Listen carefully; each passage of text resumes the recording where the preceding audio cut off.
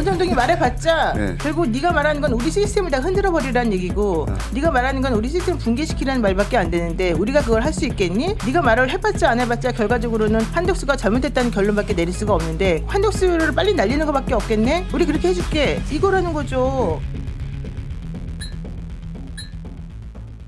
최근 권성동이 헌재 사무처장을 만나 사실상의 외압을 행사한 것 아니냐는 보도가 나와 큰 화제가 된 바 있었습니다. 그리고 헌재 측에서는 이미 날짜가 정해져 있다고 밝히긴 했지만 공교롭게도 권성동의 헌재 방문 이후 최재해, 한덕수 등의 탄핵 심판이 개시된 것도 사실이라 내란숙의 윤석열 탄핵 심판이 늦어지는 건 아닌가 많은 분들이 걱정하고 있는 상황입니다. 마침 한덕수도 어제 국회에 탄핵 소추 사유에 대해 모두 반박한 답변서를 헌재에 제출했다는 보도가 나왔는데 이와 관련해 오늘자 뉴스공장에서 노영희 변호사가 현재 헌재의 내부 기류를 알렸습니다. 일단 결론부터 말씀드리자면 한덕수의 탄핵은 인용될 수밖에 없다입니다. 특히 제가 솔깃했던 것은 단순히 헌재가 자신들을 비난하는 권성동이나 국민의힘에 이른바 빡쳐서 탄핵이 인용된다는 것이 아니라 바로 헌재 입장에서도 구조적으로 한덕수의 탄핵은 인용돼야만 한다는 것입니다.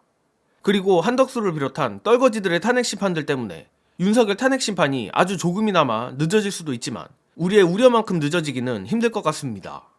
각설하고 오늘자 노영희 변호사의 한덕수 탄핵에 대한 매우 합리적인 통찰 영상으로 보시고 오겠습니다. 권성동 의원이 헌재를 방문하고 나서 헌재 내부의 분위기를 또 헌재 내부의 누군가로부터 전해 들었다면서요. 제가 말한 이후로 네. 한덕수 전 총리에 대한 심판 빨리빨리 지금 진행하고 막 하잖아요. 네, 네. 사무처장이 네. 권성동 의원으로부터 협박을 받고 저는 그건 협박이라고 생각합니다.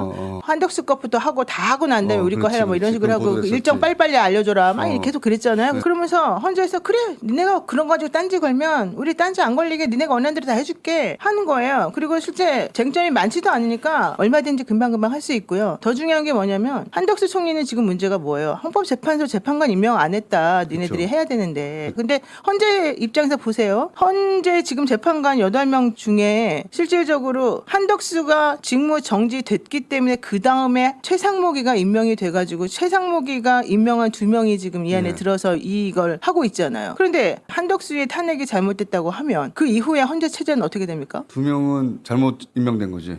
그렇게 되면 현재 헌재는 어떻게 됩니까? 다 말이 안 되는 거잖아요. 다 완전히 꼬이게 되는 거잖아요. 네가 말하는 건 우리 시스템 붕괴시키라는 말밖에 안 되는데 우리가 그걸 할 수 있겠니? 네가 말을 해봤자 안 해봤자 결과적으로는 한덕수가 잘못했다는 결론밖에 내릴 수가 없는데 한덕수를 빨리 날리는 것밖에 없겠네? 우리 그렇게 해줄게 이거라는 거죠. 바보니? 이거지 결국에는. 결국 노영희 변호사의 예측이 들어맞을 수밖에 없는 이유는 한덕수의 탄핵을 기각하게 되면 헌재 스스로 헌재를 무너뜨리는 꼴이 된다는 것입니다. 특히 영상에도 나왔지만 이번 한덕수 탄핵을 인용하지 않으면 최상목 권한대행 체제에서 임명된 정계선, 조한창 판사는 사실상 실업자가 돼버립니다. 그리고 만에 하나 정형식 같은 자가 기각을 할 수도 있겠지만 결국 언젠가 정계선, 조한창 판사는 재판관으로 돌아올 수밖에 없고 아무리 정형식이라도 굳이 내란 범죄 세력에게 동조하여 동료와 얼굴을 붉힐 일을 만들까 싶은 생각도 듭니다. 또한 제가 개인적으로 한덕수 탄핵이 인용될, 그것도 빠르게 인용될 수밖에 없다고 보는 이유는 마찬가지로 헌재 스스로 자신들의 격을 낮추는 자기 파괴적 결정을 내릴 리가 없기 때문입니다. 현재 한덕수는 자신의 탄핵 심판 변호 논리로 헌재 재판관 임명을 일시 보류한 거지 거부한 것은 아니다라는 기괴한 논리를 내세우고 있는데 예컨대 이 논리를 받아주게 되면 결국 헌재는 대통령이 재판관을 임명해주지 않으면 아무것도 할 수 없는 사실상의 수하 조직으로 전락하게 되며 그런 선례를 만든다면 두고두고 대통령이 자기 기분 따라 일시 보류라는 핑계를 대며 헌재를 마비시키는 것이 가능해집니다.